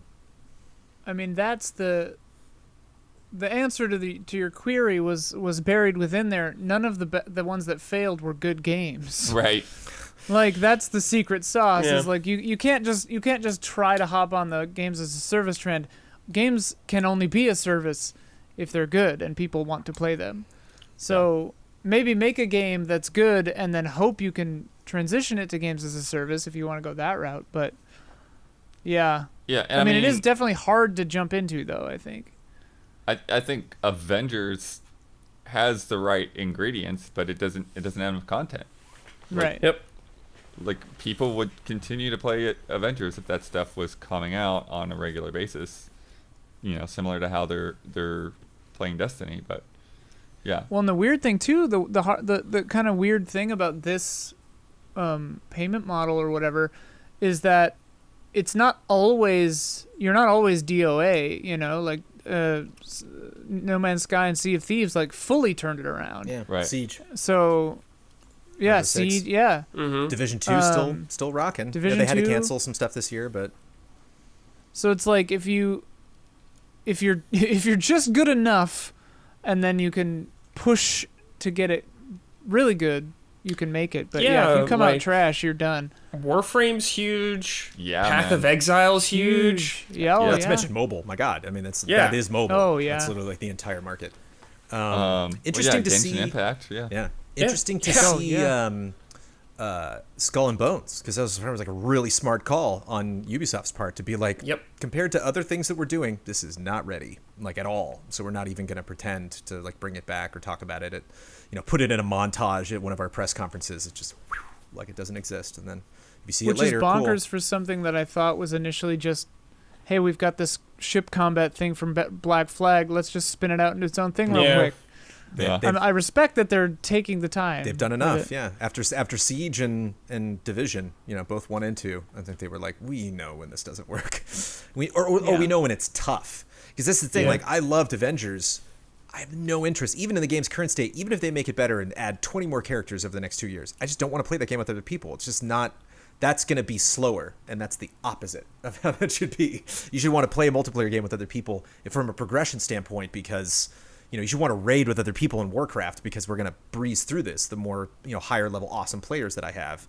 Whereas like there's just so much, these areas are so big in Avengers, it's just like you're just going to take off over there and I'm going to want to go over there, and it's not going to work out. Strangely, like the hallway stuff in Avengers is actually like more directed and better to play multiplayer. Yeah. But yeah, I was like, I'm gonna bulk up Cap and then go help people level up. And then I was like, I don't want to do this. Yeah. I'm an idiot. No, yeah, I think they'll keep going. It's just, especially with Destiny, man. I just keep hearing people like mad with Destiny, and then it's like, oh god, I fell in love with it again. It's like whatever that is, they figured that out. That's the thing. Like Just every keep third roping expansion, people. Destiny Yep. hits it again, and you're like, damn it, Yep. It's like James Bond. He's back. he's back. Our final love and respect question from Cody Spencer. Hey, allies. With the Big Game Awards having just happened, I wanted to pay some respect to some categories that didn't make it into the big show. Here's some categories I came up with, and you will pick the winners. Feel free to ignore any that will make up your Easy Allies Awards. P.S. When do we get a special video of Don trying to flip a pizza? Love and respect, Cody.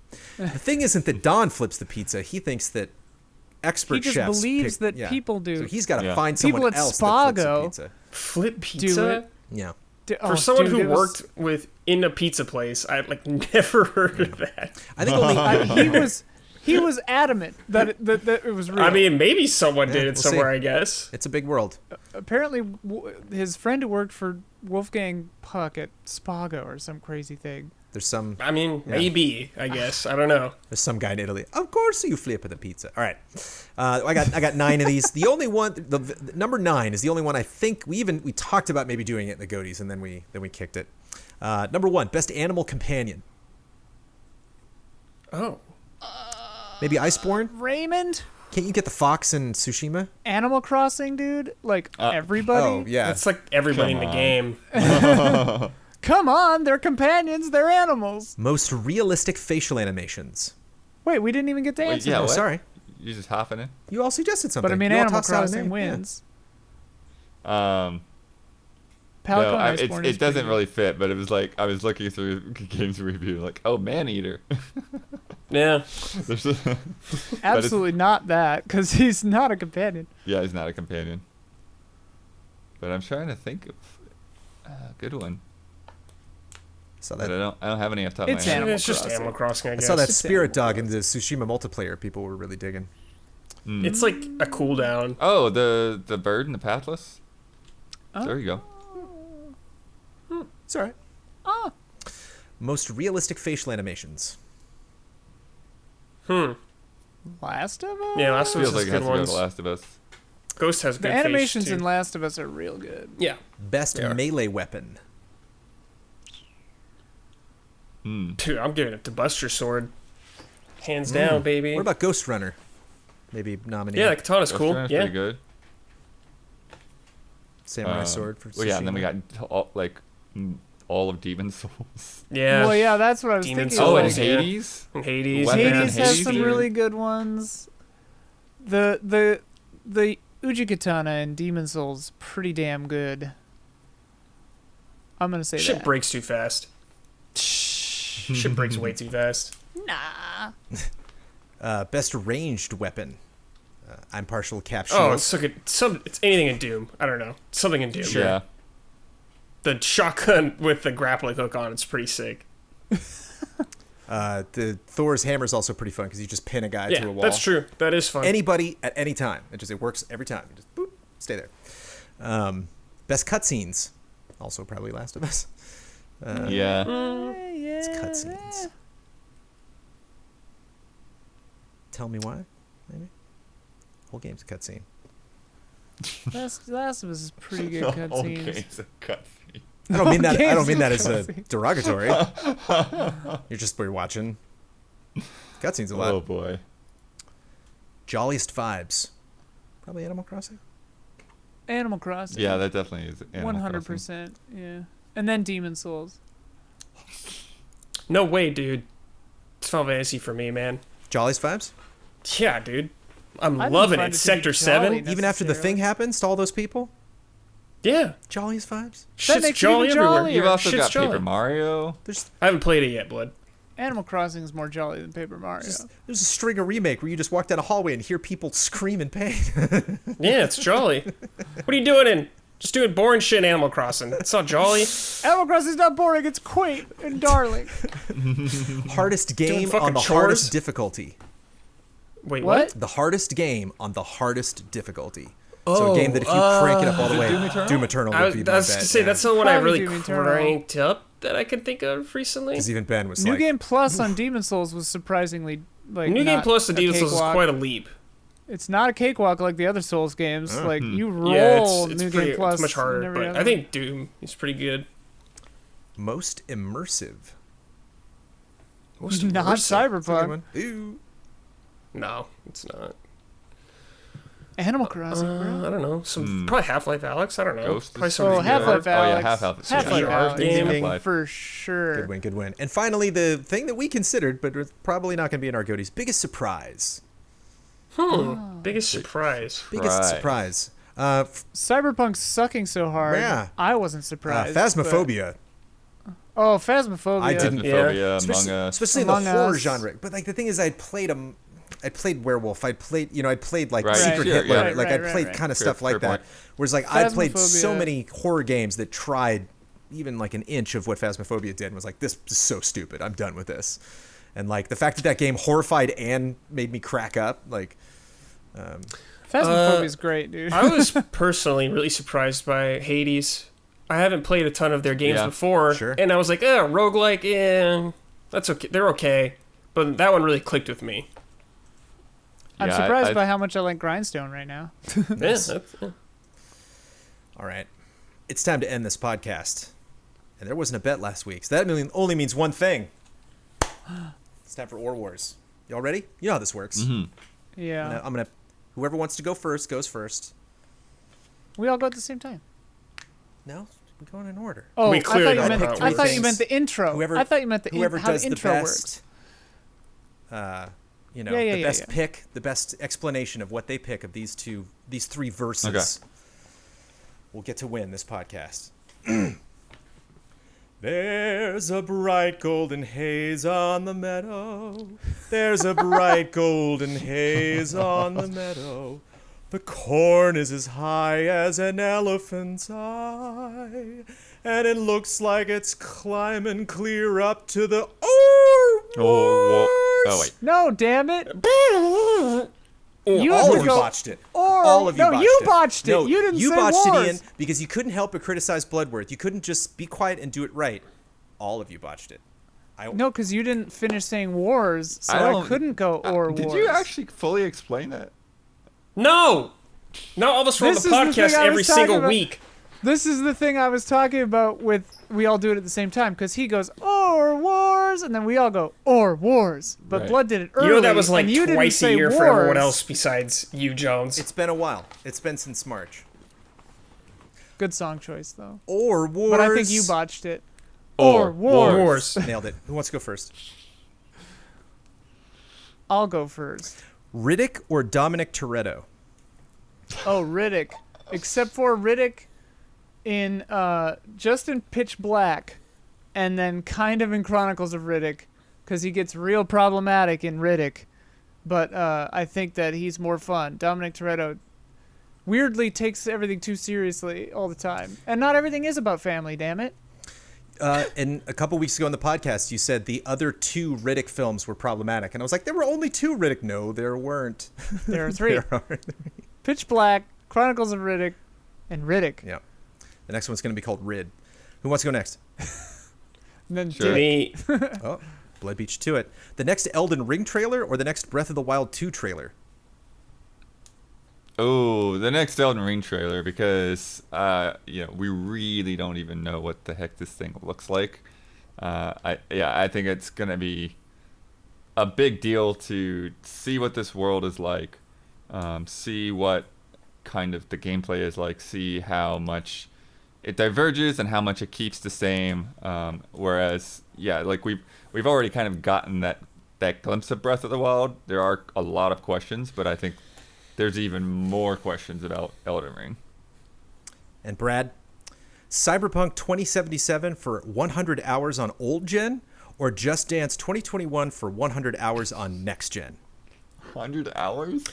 Cyberpunk, because at least I would laugh at how dumb a lot of thing is. I would get so bored playing Just Dance to those same songs, after a while. Like, man, I'm sick of hearing Katy Perry. I'm sick of this. But at least maybe I'll see Keanu without a face or something, and then that'll make me laugh. All right. Let's get through this patreon.com/EasyAllies plug. And then I'll decide who won that. Let me tell you, wonderful listeners, love and respect or not, about patreon.com/EasyAllies. This is the last podcast that you will listen to in 2020. We did it, ladies and gentlemen. We did it. We did it thanks to patreon.com/EasyAllies. That's where we are primarily supported. I want to invite you to check out all of the tiers. There is a huge library of tiers, and it is a monthly pledge. So if you want to jump in and check out one tier and see if you like receiving fan mail, or see if you like being a part of Love and Respect or Silver Lining on this podcast, maybe we'll do a new segment. Haven't thought of one yet in 2021. Then give it a shot, and then we would definitely appreciate that support, and we definitely appreciate you telling other people about patreon.com/EasyAllies. If you decide maybe you don't want to be at that tier, or you maybe drop down to the $1 tier and just get exclusive shows, totally understandable. I think the best that we could possibly ask for is that you just go and check it out. Lots of stuff gets posted there that does not get posted on our YouTube channel or on our official website or that we stream on Twitch. So lots of fun things awaiting you on patreon.com/EasyAllies. You can also go there to check out our shout out tier and see the people that are at, the number of people at least that we have at that shout out tier. We're going to shout them out for the last time this year. Ian, you're going first. I'm going second. Brad, you're going third. And Blood, you are going last. Shout out to Caleb Togi Crawford, L. Thanis, Greg the Dark Knight Kettering, Jesse Blue, Stephen Thomason, and Nick. Shout out. Shout out. Wonderful. Brad, you won. Yay. You get to promote any Easy Allies video you'd like to promote. You get the final word on anything you disagreed with, want to reiterate, or just popped into your head, and you get to sign off with your trademark sign off. Ian, you did it. You did it. All right. Been saving that. I feel I was too harsh on Animal Crossing. The world is super jolly. I can't deny that. Even though that game is not for me, it is a good vibes game, and I see the appeal of it. That's my final word. Promote any video. Any video. Oh, man. So we're in the future right now, so I don't know what's around. I'll say check out Ben's Cyberpunk review, though. Worked really hard on that. It's a meaty boy. So check it out. It's a good review.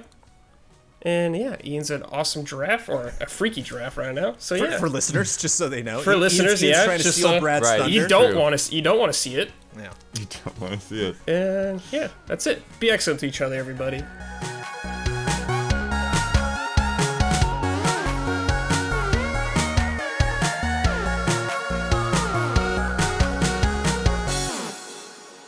I tested this game before it came out. You just have to go through life like I do, where you believe yourself to be the arbiter of good,